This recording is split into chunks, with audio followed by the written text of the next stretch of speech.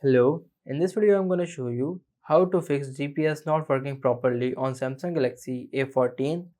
Let's check it out by opening Google Maps. Tap on location.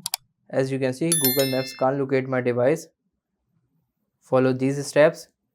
Go in settings, scroll down, go in apps, tap on three dots, tap on permission manager, simply scroll down, tap on location.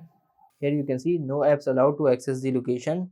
Simply scroll down, give access to maps or any other application you want. Simply select allow all the time. Now let's check it out.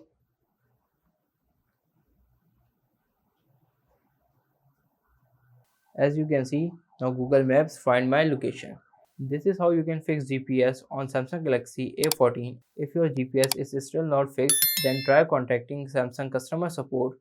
If this video helps you, like this video and subscribe the channel for more information.